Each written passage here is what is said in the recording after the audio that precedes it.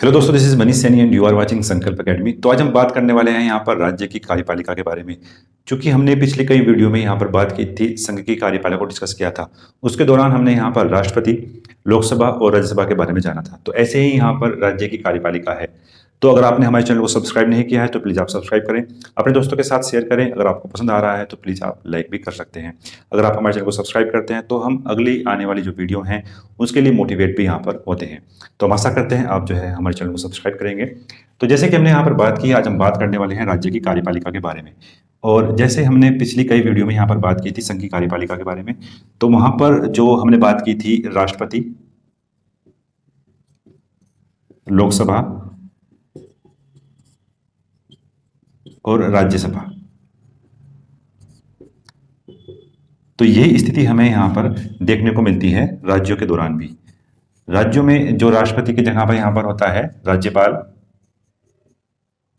फिर जो है हमारे पास यहाँ पर विधानसभा, और किसी किसी राज्य में आपको यहाँ पर विधान परिषद भी देखने को मिलती है। विधान परिषद जो भारत के 6 राज्यों में यहाँ पर विधान परिषदें अभी फिलहाल में हैं। तो यही स्थिति आपको यहाँ पर राज्य में देखने को मिलती है। तो आज हम बात करने वाले हैं वो यहाँ पर बात करेंगे राज्यपाल के बारे में। तो राज्यपाल के बारे में हम यहाँ पर बात करने वाले हैं। जैसी स्थिति आपको संघ में राष्ट्रपति के रूप में दिखाई दी थी, और बिल्कुल लगभग सेम स्थिति यहाँ पर राष्ट्रपति या राज्यपाल के रूप में हम उसको यहाँ पर देखते हैं। संघ की बात करते हैं तो संघ में हमारे पास जो था वो था यहाँ पर राष्ट्रपति, और दूसरी ओर हम बात करते हैं राज्य के बारे में, तो राज्य में हमारे पास है यहाँ पर राज्यपाल। तो अगर हम बात करते हैं राज्य का वास्तविक और नाम मात्र का कार्यपालक कौन होता है, तो जो हमारे पास यहाँ पर राज्यपाल है वो यहाँ पर केवल नाम मात्र का है। यदि हम बात करते हैं राज्य का वास्तविक प्रमुख कौन है, राज्य का वास्तविक हेड कौन है, तो वो है यहाँ पर सीएम, जिसको चीफ मिनिस्टर यानी मुख्यमंत्री भी उसको हम नाम से जानते हैं। तो किसी भी राज्य की अगर हम बात करते हैं नाम मात्र का प्रमुख कौन है, तो वो यहाँ पर राज्यपाल है। अगर हम बात करते हैं वास्तविक प्रमुख कौन है, तो वो यहाँ पर सीएम। अक्सर एग्जाम में ये प्रश्न उठता है कि राज्य का जो हेड है या प्रमुख है वो कौन है, तो वो यहाँ पर राज्यपाल है। अगर वो पूछता है राज्य का वास्तविक प्रमुख कौन है, तो वो यहाँ पर सीएम दिखाई पड़ता है। क्योंकि हमने यहाँ पर बात की थी जो भारत में जो संसदीय व्यवस्था है वो संसदीय व्यवस्था को अपनाया है, और यही सेम चीज हमें यहां पर दिखाई पड़ती है स्टेट में। तो स्टेट में और सेंटर में ये दोनों ही चीजें हमें यहां पर सेम दिखाई पड़ती हैं। तो एक एक करके आज हम बात करने वाले हैं यहां पर राज्यपाल के बारे में, और क्या क्या यहां पर महत्वपूर्ण होने वाला है एग्जाम के पॉइंट ऑफ व्यू से, उसके बारे में हम डिस्कस करेंगे। और हमारे कॉन्स्टिट्यूशन में कौन कौन से आर्टिकल राज्यपाल से संबंधित होने वाले हैं उसके बारे में भी हम यहाँ पर चर्चा करने वाले हैं। तो आज हम यहाँ पर बात करेंगे राज्यपाल के बारे में। तो 2 आर्टिकल यहां पर हमें दिखाई पड़ते हैं बिल्कुल जो सेम है, आर्टिकल 152 और 153। 152 बात करता है यहां पर राज्यों में राज्यपाल यहां पर होंगे, यहां पर केवल इतना ही लिखा गया है। और 153 में बात करता है प्रत्येक राज्य के लिए एक राज्यपाल यहां पर होगा, प्रत्येक राज्य के लिए यहां पर राज्यपाल होगा, किंतु 2 या 2 से अधिक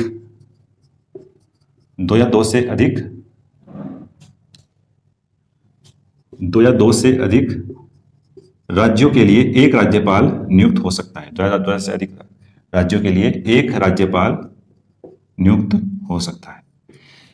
तो यहां पर हमने बात की कि 2 या 2 से अधिक जो स्टेट हैं, राज्य हैं, उनके लिए एक राज्यपाल यहां पर नियुक्त किया जा सकता है। जैसे हम बात करते हैं यहां पर पंजाब और चंडीगढ़ के लिए, यहां पर अलग अलग राज्यपाल नहीं है, केवल एक ही राज्यपाल यहां पर नियुक्त होता है। और पंजाब और चंडीगढ़ हमारा क्या है, वो एक यूटीज है, और ये क्या है, पंजाब एक हमारा स्टेट है। तो इनके लिए अलग अलग राज्यपाल की व्यवस्था नहीं की गई है, यहाँ पर केवल एक राज्यपाल से ही हम अपना काम चला रहे हैं। तो प्रत्येक राज्य के लिए राज्यपाल होगा, किंतु 2 या 2 से अधिक राज्यों के लिए भी एक राज्यपाल की यहाँ पर नियुक्ति की जा सकती है। तो आर्टिकल 151 और 153 में यहाँ पर यह बात लिखी गई है। जो हमारा नेक्स्ट आर्टिकल है 154, वो बात करता है यहाँ पर राज्यपाल की शक्तियों के बारे में। इसको हम अभी लास्ट में यहाँ पर समझते हैं, इसी वीडियो के अंत में इसको हम यहाँ पर जानने वाले हैं। उससे पहले हम जो हमारे बचे हुए आर्टिकल हैं इसके बारे में डिस्कस करते हैं। नेक्स्ट जो है हमारे पास वो यहाँ पर बात करता है एक आर्टिकल 155, बात करता है यहाँ पर नियुक्ति के बारे में। तो राज्यपाल की यहाँ पर हम नियुक्ति करते हैं और वो यहाँ पर की जाती है राष्ट्रपति के द्वारा। राष्ट्रपति के द्वारा ही यहाँ पर राज्यपाल की नियुक्ति की जाती है। जब हम इस पद का यहाँ पर सृजन कर रहे थे तो विधानसभा में यह प्रश्न उठता था कि राज्यपाल की हम नियुक्ति क्यों कर रहे हैं, उसका हम चयन यानी उसको हम चुनाव के माध्यम से क्यों नहीं चुन रहे हैं। तो चूंकि हमने बात की कि राज्यपाल का ये एक नाम मात्र का जो वास्तविक है, तो उसके लिए इतना यहाँ पर खर्च करना चुनाव के दौरान वो भी सही नहीं था। कई कई पॉइंट यहाँ पर बताए गए हैं। तो सबसे पहले बात है यहाँ पर चुनावी खर्च को हमको बढ़ाना था। दूसरा तो हम बात करते हैं यहाँ पर दलीय राजनीति प्रभावित हो सकती थी, दलीय राजनीति प्रभावित हो सकती थी यहाँ पर अगर हम राज्यपाल का चुनाव यहाँ पर कराते। फिर जो तीसरा यहाँ पर पॉइंट आता है हमारे पास वो यहाँ पर ये है कि चूंकि ये क्या करता है, सरकार के एजेंट के रूप में कार्य करता है, सरकार के एजेंट के रूप में कार्य करता है यहाँ पर राज्यपाल। तो इससे जो लायबिलिटी थी यानी अलगाव की समस्या भी यहाँ पर पैदा हो सकती थी। राज्य जो है अलगाव की समस्या भी यहाँ पर डाल सकते थे। तो इसी सब पॉइंटों को ध्यान में रखते हुए यहाँ पर राज्यपाल की नियुक्ति की गई थी राष्ट्रपति के द्वारा। तो राष्ट्रपति के द्वारा ही यहाँ पर राज्यपाल की नियुक्ति की गई थी। अगर हम बात करते हैं राज्यपाल यदि अपने कार्यकाल से पहले यहाँ पर अपना त्यागपत्र देते हैं तो वो त्यागपत्र किसको देंगे, वो राष्ट्रपति को ही यहाँ पर त्यागपत्र देते हैं। तो नियुक्ति यहाँ पर की जाती है राज्यपाल की राष्ट्रपति के द्वारा और त्यागपत्र भी यहाँ पर राष्ट्रपति को ही देते हैं। नेक्स्ट हमारे पास इनका कार्यकाल। सामान्यतः अगर हम बात करते हैं इनका जो कार्यकाल है वो यहाँ पर 5 वर्ष का है, 5 ईयर का ये इनका कार्यकाल है। लेकिन अगर हम बात करते हैं यहाँ पर ये एक क्लोज यहाँ पर और जुड़ता है कि वो राष्ट्रपति के प्रसाद पर्यंत पद धारण करते हैं, यानी राष्ट्रपति की इच्छा पर ही अपने पद पर बने रह सकते हैं। 5 साल इनके कार्यकाल से पहले यानी 5 साल से पहले भी इनको राष्ट्रपति द्वारा उनके कार्यकाल से समाप्त किया जा सकता है। तो ये महत्वपूर्ण था यहाँ पर एग्जाम के पॉइंट ऑफ व्यू। सामान्यतः अगर हम बात करते हैं इनका कार्यकाल 5 वर्ष का है। यदि प्रश्न में राष्ट्रपति के पश्चात पर्यंत भी है तो वो यहाँ पर सही होगा हमारा राष्ट्रपति के पश्चात पर्यंत। अगर हम बात करते हैं राष्ट्रपति के पश्चात पर्यंत जो है वो यहाँ पर संबंधित है मंत्रिपरिषद से, यानी मंत्रिपरिषद की इच्छा पर ही यहाँ पर नियुक्त रह सकते हैं। तो स्पेशली अगर हम बात करते हैं राष्ट्रपति किसकी इच्छा पर कार्य करता है, मंत्रिपरिषद की, तो ये राष्ट्रपति या मंत्रिपरिषद की पश्चात पर्यंत पर यहाँ पर रखे गए हैं। नेक्स्ट है हमारे पास इनकी क्वालिफिकेशन यानी इनकी योग्यता के बारे में। तो राज्यपाल की जो योग्यता है उसमें 1-2 पॉइंट यहाँ पर एक्स्ट्रा हैं, बाकी जो राष्ट्रपति के लिए हमने यहाँ पर देखी थी वो यहाँ पर बिल्कुल हमें सेम दिखाई पड़ती है इनकी योग्यता। बात करते हैं इनकी योग्यता के बारे में। सबसे पहला जो पॉइंट है हमारे पास वो है यहाँ पर कि वो भारत के नागरिक होने चाहिए, भारत के यहाँ पर नागरिक हों। दूसरा जो पॉइंट है हमारे पास यहाँ पर उनकी योग्यता के बारे में वो है यहाँ पर उनकी एज से रिलेटेड, यानी उनकी एज जो है वो 35 ईयर यहाँ पर होनी चाहिए। तो एज उनकी 35 होनी चाहिए। फिर जो तीसरा पॉइंट है यहाँ पर वो है यहाँ पर कि वो लाभ के पद पर ना हो, यानी वो किसी भी सरकारी नौकरी पर यहाँ पर नहीं होने चाहिए। तो अब तक हमने बात की जो राष्ट्रपति की यहाँ पर योग्यता थी वही यहाँ पर हमें सेम दिखाई पड़ती है इनकी योग्यता। चौथा जो हमारे पास यहाँ पर पॉइंट है वो यहाँ पर ये है कि वो संसद या विधानसभा, संसद या किसी राज्य की विधानसभा के सदस्य ना हो। इसका मतलब ये है कि जब से वो राज्यपाल के रूप में कार्य करते हैं तो उसी डेट से वो यहाँ पर उनका जो है पद त्याग देना चाहिए उनको। यदि उनके पद पे रहते हुए, राज्यपाल के पद पे रहते हुए वो यहाँ पर इनके सदस्य नहीं हो सकते। तो संसद और विधानसभा के सदस्य ना हो जब से उनका कार्यकाल यहाँ पर स्टार्ट होता है। तो ये बेसिक से इनकी यहाँ पर योग्यता रखी गई है। अगर आपके पास ये योग्यता है और राष्ट्रपति आपसे सहमत है कि आप जो है राज्यपाल के रूप में भूमिका निभा सकते हैं किसी भी स्टेट के, तो वो उनको यहाँ पर नियुक्त कर सकता है। तो ये बेसिक सी यहाँ पर 4 योग्यताएं रखी गई थी। नेक्स्ट है फिर हमारे पास यहाँ पर शपथ के लिए आर्टिकल 159 इन्होंने यहाँ पर रखा है। हमारे कॉन्स्टिट्यूशन में आर्टिकल 159 में शपथ की बात की गई है और शपथ यहाँ पर जो दिलाता है राज्यपाल को वो दिलाता है यहाँ पर हाई कोर्ट का मुख्य न्यायाधीश यहाँ पर राज्यपाल को शपथ दिलाता है। तो ये यहाँ पर महत्वपूर्ण है एग्जाम के पॉइंट ऑफ व्यू से। यहाँ पर आपको राष्ट्रपति देकर कंफ्यूज हो सकता है, लेकिन आपको कंफ्यूज नहीं होना है। जो राज्यपाल है उसको शपथ दिलाता है यहाँ पर हाई कोर्ट का मुख्य न्यायाधीश। तो ये रखी गई है आर्टिकल 159, दोनों ही यहाँ पर महत्वपूर्ण है, ये भी महत्वपूर्ण है। तो कई बार एग्जाम में पूछा भी गया है, आर्टिकल 159 में यहाँ पर क्या है, राज्यपाल की शपथ है वो दिलाता है यहाँ पर सुप्रीम कोर्ट का मुख्य न्यायाधीश। फिर हम बात करते हैं क्षमतान के बारे में। तो जैसी शक्तियां हमें यहाँ पर प्राप्त थी राष्ट्रपति के रूप में, वैसी शक्तियां, कुछ जो शक्तियां हैं वो नहीं है, बाकी जो सेम शक्तियां हैं वो यहाँ पर हमारे राष्ट्रपति से संबंधित हैं। तो क्षमतान के लिए जो शक्तियां हैं वो आर्टिकल 161 में यहाँ पर बताई गई हैं, जो संबंधित है यहाँ पर राज्यपाल की क्षमतान के बारे में। राष्ट्रपति की जो क्षमतान शक्तियां हैं वो बिल्कुल यहाँ पर सेम है। अगर आपने वो वीडियो नहीं देखी है तो राष्ट्रपति की शक्तियों के लिए स्पेशल हमने वीडियो बनाया है, आप जाके प्ले लिस्ट में उसको जाके देख सकते हैं। तो केवल 2 या 3 पॉइंटों के बारे में हम यहाँ पर बात करेंगे कि राज्यपाल को कौन कौन सी क्षमता शक्तियां नहीं प्राप्त हैं। तो सबसे पहले बात करते हैं हम यहाँ पर पॉइंट नंबर 1, राज्य सूची के विषय से संबंधित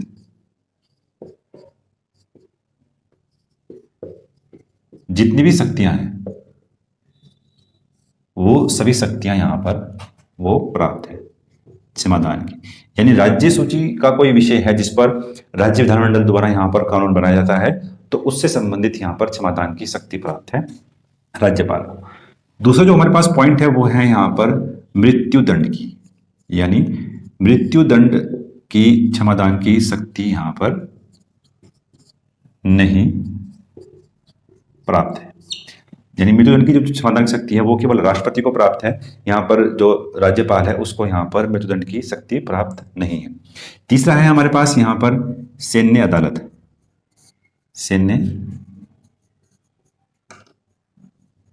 सैन्य अदालत से संबंधित जितनी भी शक्तियां हैं, यानी कोर्ट मार्शल की जो शक्ति हैं वो राज्यपाल में निहित संबंधित नहीं है। यानी राज्यपाल को सैन्य अदालत से संबंधित कोई भी शक्ति नहीं दी गई है। ये शक्ति, दोनों शक्ति कहां पर है, ये हमारे राष्ट्रपति से संबंधित है। राज्य सूची के जितने भी विषय हैं जिसपे कानून बनाने का अधिकार विधानमंडल को प्राप्त है, तो वो यहाँ पर अपनी क्षमतान की शक्ति को इंप्लीमेंट कर सकते हैं। चाहे वो क्षमतान की शक्ति उनके लघुकरण से संबंधित है, उसके प्रारूप को बदलने से संबंधित है, तो डिटेल में हमने बात की है यहाँ पर राष्ट्रपति की जो शक्तियां हैं उसमें, तो आप जाके उस वीडियो को देख सकते हैं। ये 2 शक्तियां यहाँ पर प्राप्त नहीं है राज्यपाल को। तो ये थी यहाँ पर क्षमतान की शक्ति जो यहाँ पर राज्यपाल को प्राप्त है। नेक्स्ट बात करते हैं हम यहाँ पर अध्यादेश के बारे में, जो आर्टिकल 213 में यहाँ पर प्राप्त है। सॉरी, तो क्षमतान की शक्ति के लिए यहाँ पर आर्टिकल दिया गया है 213। दूसरा बात करते हैं हम यहाँ पर प्रेसिडेंट के लिए यानी राष्ट्रपति के लिए अध्यादेश के लिए जो आर्टिकल था वो था यहाँ पर 123।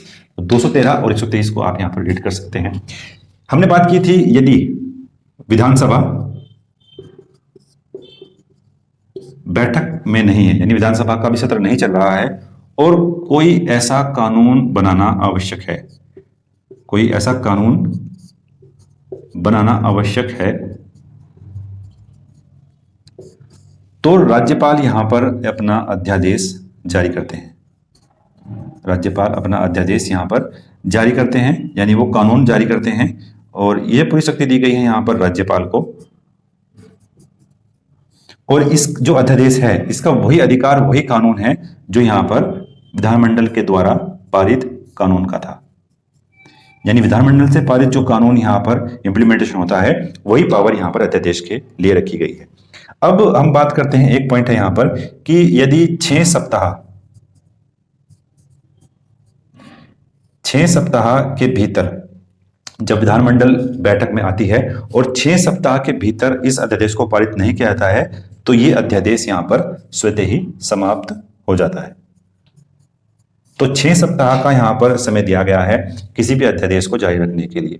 यदि विधानसभा की बैठक होती है और उस बैठक में 6 सप्ताह के अंदर अध्यादेश को पारित किया जाता है तो वो यहां पर कानून बन जाता है, और वो अध्यादेश यहां पर पारित नहीं होता है 6 सप्ताह के अंदर तो वो यहां पर समाप्त हो जाता है।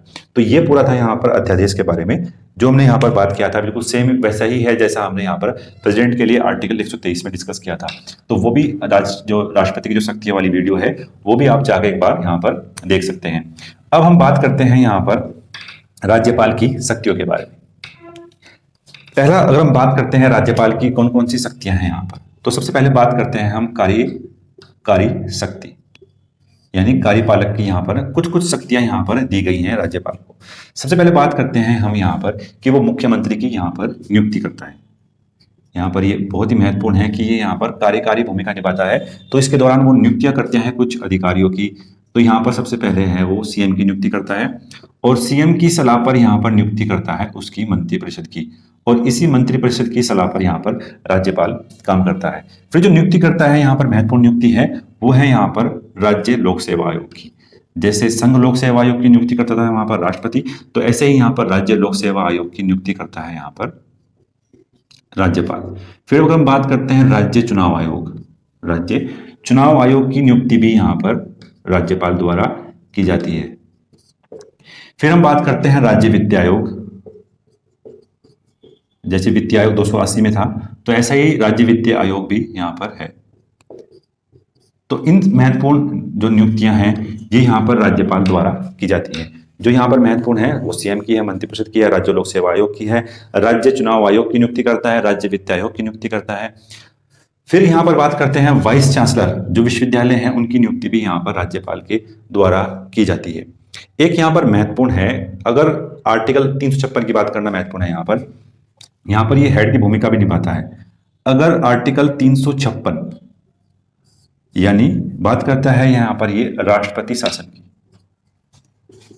राष्ट्रपति शासन की, यदि किसी राज्य में राष्ट्रपति शासन लगाया जाता है तो 356 के तहत वो यहाँ पर राज्य का प्रमुख भी नियुक्त होता है। ये यहाँ पर राज्य का हेड बन जाता है, यानी वास्तविक प्रमुख यहाँ पर कौन है, वो यहाँ पर राज्यपाल है। जब आर्टिकल 356 अप्लाई होता है किसी भी स्टेट में, तो वहां पर राष्ट्र शासन लगता है, और वहां पर राज्य का जो प्रमुख होता है वो यहाँ पर राज्यपाल होता है। वो अपने अधिकारियों के माध्यम से ही यहाँ पर पूरे राज्य का जो संचालन है प्रशासनिक तौर पर वो यहाँ पर करता है। तो ये महत्वपूर्ण था यहाँ पर आर्टिकल 356, जो हमारे लिए काफी महत्वपूर्ण था।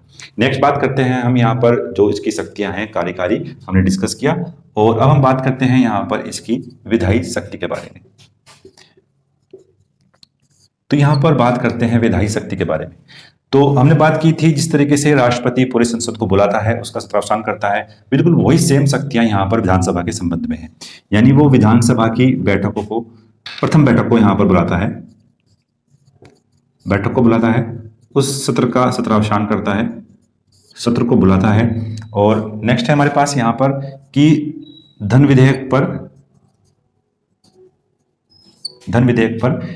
पहले सहमति देता है। धन विधेयक पर पहले ये अपनी सहमति यहाँ पर प्रोवाइड करता है। तो धन विधेयक पर यहाँ पर अपनी पहले सहमति देता है, उसके बाद ये विधानसभा में पहुंचता है और वो पारित यहाँ पर होता है। फिर हम बात करते हैं यहाँ पर जिस राज्य में विधान परिषदें हैं, जिस राज्य में विधान परिषद हैं वहां पर 1/6 सदस्यों को ये चुनकर भेजता है। 1/6 सदस्यों को यहाँ पर चुनकर भेजने की शक्ति राज्यपाल में यहाँ पर निहित की गई है। फिर हम बात करते हैं यहाँ पर आकस्मिकता यानी इमरजेंसी निधि के बारे में। आकस्मिकता फंड, ये जो निधि है इसकी शक्ति भी यहाँ पर राज्यपाल के रूप में दी गई है। यदि किसी धन की आवश्यकता पड़ती है और विधानसभा स्तर में नहीं है तो वह उस निधि से धन निकालकर हम उसका यहाँ पर यूज कर सकते हैं। आने वाले समय में जिस तरीके से फंड यहाँ पर क्रिएट किए जा रहे हैं तो वहां पर उस निधि का प्रयोग किया जाता है आपातकालीन स्थिति में। तो यहाँ पर हमने बात की कार्यकारी शक्ति, विधायी शक्ति। अब हमारे पास जो यहाँ पर बचता है वो यहाँ पर है, यहाँ पर वित्तीय शक्ति के बारे में। कुछ फाइनेंशियली पावर भी यहाँ पर दी गई हैं हमारे राज्यपाल को। तो जैसे हमने बात की थी कि धन विधेयक सबसे पहले यहाँ पर पहुंचता है राज्यपाल के पास, और उसकी संस्तुति के बाद ही वो यहाँ पर विधानसभा में रखा जाता है। फिर हम बात करते हैं जो नगर पंचायतें हैं, नगर पंचायतें और नगर पालिका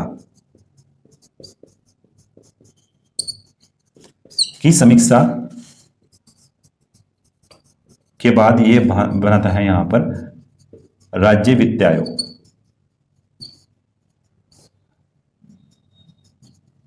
तो ये अधिकार भी यहाँ पर दिया गया है राज्यपाल को। तो राज्यपाल को हमने डिस्कस किया किस किस तरीके के ये अधिकार यहाँ पर वित्तीय तौर पर दिए गए हैं।